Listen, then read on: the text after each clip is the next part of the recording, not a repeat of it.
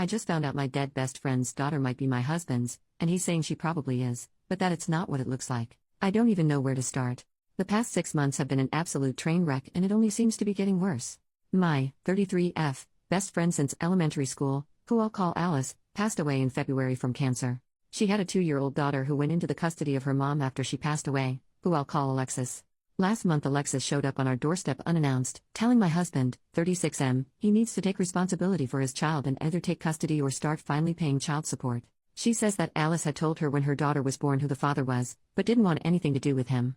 To answer the inevitable, Alice was a traveling nurse and made a lot of money, which is the only reason I can think of for why she didn't go for child support. During this conversation my husband had the worst panic attack he's ever had, so we had to end the conversation before I could get more details.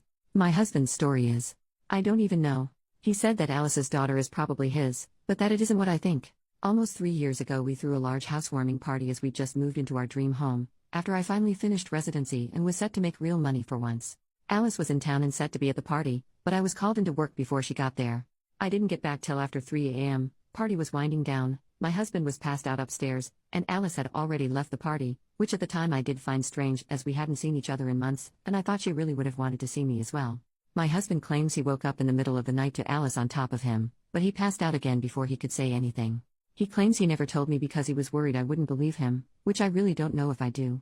He showed me some texts he sent his best friend the next day asking for his advice about him thinking someone SA'd him, but if he cheated he could have had that conversation as evidence, especially since he never said Alice specifically. Ever since the party he has been very distant with Alice, and after she had her daughter he would even find excuses not to be around the house when she would visit at all. I don't know if that's because he cheated, or if Alice did actually SA him and this was his trauma response? Honestly Reddit, I don't know what to do. I've known Alice since we were children and she had never come across as that kind of person. But I've also known my husband for over a decade and he's not once ever given the inclination of a cheater. He's an attractive guy and I've seen the looks he gets at the gym and he's never even given more than a glance. What the hell should I do? How do I figure out what the truth is here when Alice isn't even around to defend herself? She never even implied she liked my husband, let alone wanted to sleep with him. I told my husband he needs to get a DNA test before anything is decided on the child's part, but in the meantime he needs to move out while I think about what I'm going to do here. Relevant comments. Commenter, did Alice change behavior after that night? Anything at all? OP, not that I noticed. She'd always been at least a little standoffish towards him as she thought I could do better. The first time she visited after she gave birth, she asked where he was since he wasn't home, for the first time, but she never asked again after that. Commenter, obviously DNA test. His story does sound wild, but he wouldn't be the first. Is he someone who tends to drink a lot at times and black out? OP, not at all. He rarely drinks and generally only at parties, which at our ages are few and far between. He works a tough and stressful job, so I figured once he was buzzed he laid down and fell asleep, not that he had drank more than normal or anything like that. Commenter, would she be the type of person to sleep with her best friend's husband consensually? OP, I don't know, and that's part of the problem I guess. I went through everything with her, so to reconcile the woman I knew for most of my life with someone that would betray me in either way is so hard. Commenter, is your husband the conniving type? OP, he's smart, smarter than I am, which, not to sound conceited, means he is really, really smart. He does think tank type work as a contractor, so planning things is literally his job. If he ever thought he could get caught for cheating, I think he'd be smart enough to cover his tracks. Commenter, who did Alice say was the father of the baby? OP, she told me it was a man she met while in another state for work. Short-term fling.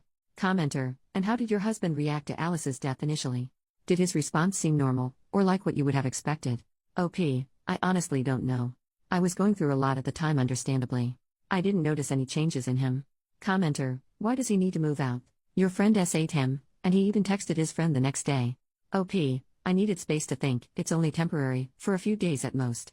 I've been trying to think on this for the past 2 weeks, but it's impossible to do when he's here, as all I can see when I look at him is my best friend.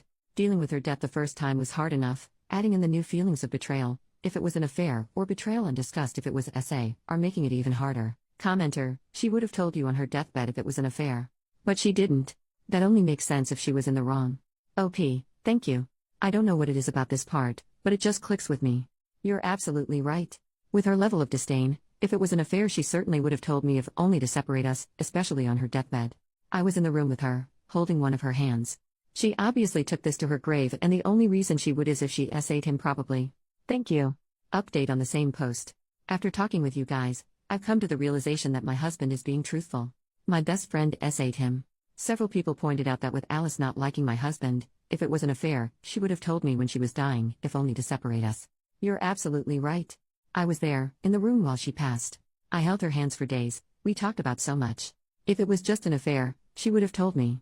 But if she essayed my husband, she wouldn't have said a word. That's the type of thing horrible people take to the grave. I've also come to the realization that I made a terrible mistake asking my husband to leave for a few days while I gather my thoughts. Not to make excuses, but losing my best friend to cancer, a long cancer fight at that, was brutal. To say that I was devastated wouldn't do it justice. That it happened only 6 months ago, and I'm still feeling it every day. So to have this thrown on me? It's like I'm losing her all over again. Either she betrayed me and screwed my husband, or she betrayed me and essayed my husband. Not only have I lost her, but now I've lost the good memories, an entire lifetime's worth. It was impossible for me to look at him and not also see her, and be struck with the horror and realization of that loss all over again. I felt I needed to be able to break down, grieve, and think without the fresh wave of loss I got every time I saw him. It was wrong of me to ask him to leave, you're right though, and as of a few minutes ago I've righted this wrong. I called my husband, I apologized, told him I believe him, and begged him to come home. He'll be here in half an hour at most, and I'm going to support my husband the way I know he would have supported me.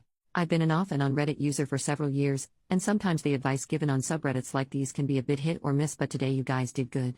You've helped me realize not only that I was wrong and being stupid at that, but that I was hurting the person that needed me the most. I was selfish. I have no idea what we're going to do as far as the potential daughter is concerned, but I can assure you we'll deal with it together. It's going to take a lot of time, and probably a lot of therapy, to grieve this new loss. I feel numb now, as though I'll never cry again. My best friend essayed my husband, which means she was no friend of mine. She flaunted it, coming to my house, sitting with me, and gabbing. She brought her child here trying to rub it in his face right in front of me. She tortured the man I loved, and I was an unknowing party to it. I feel sick to my stomach over how many times she came over, just to hold it over him. I'm honestly at a loss on how to make that up to him. If you all have any ideas, please feel free to give them to me. I think I'll need all the help I can get. Tomorrow I'm going to take a leave of absence from work, just until we can figure out our next steps and we can get our heads on straight. Thank you everyone. Update, 7 months later. I've received a lot of messages asking for an update, so I've decided to finally sit down and write one out. As you can imagine, after the train wreck that was thrust upon us, this update isn't likely to answer any of your questions, only present a few more. I want to start by telling you all that I love and trust my husband. My reaction to ask him for space to think in retrospect was wrong. But at the time I didn't know what to think. It was a combination of losing my best friend again, and also the fear that I was losing my husband, that sent me spiraling. Again, it was a mistake to ask him to leave, and I did rectify that in the end. Now for the update. As mentioned in the original post, I did take a leave of absence from work, and we spent a long time just being together. Talking, reaffirming our love for one another, and figuring out what to do next. We of course spoke with a lawyer, and my husband was very adamant about not having anything to do with the child, but was willing to offer financial support as needed. So we agreed to do a DNA test immediately to prove paternity, and then go from there. Didn't know you could buy tests on Amazon, but with only a few weeks processing it was the easiest path forward since Alexis lives hours away. To everyone's surprise, Alice's daughter is not my husband. We ended up testing twice, both very definitive. The first test we performed ourselves as mentioned, and another after Alexis refused to believe the first test, and took my husband to court for child support. For a single second this whole thing made me second guess if my husband was essayed, that this could have been her way of forcing my husband to admit to an affair. But after talking with Alexis, I don't think that was the plan. Alexis says that Alice told her my husband was the father under strict confidence, demanding that she never, ever tell me or my husband. We were only ever to be told if Alexis died before Alice's daughter was old enough to take care of herself, so that she wouldn't end up in foster care. The only reason Alexis came to us then instead of keeping that secret, is because Alice's life insurance wasn't being released yet and she was out of options. She also felt I should know my husband and her daughter had had an affair. This all reaffirms in my mind that Alice did essay my husband, with the expectation of getting pregnant with his child. She obviously had other partners at the time since one of them fathered her daughter, but no one knows who. It's clear to me that Alice believed it was my husband. I did suggest Alexis upload a sample to Ancestry, see if any matches pop up, but as Alice traveled all over for work I don't know that anything will ever come of that. In truth, I've washed my hands of the situation. Alice did enough damage and I don't particularly plan to be around for any more. My husband and I have gone through a lot of counseling and will likely continue for a while.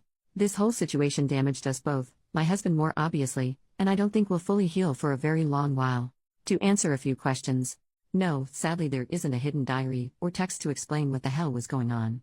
My husband and I are not getting divorced. He understands why I reacted the way I did and has been strong when I was weak before.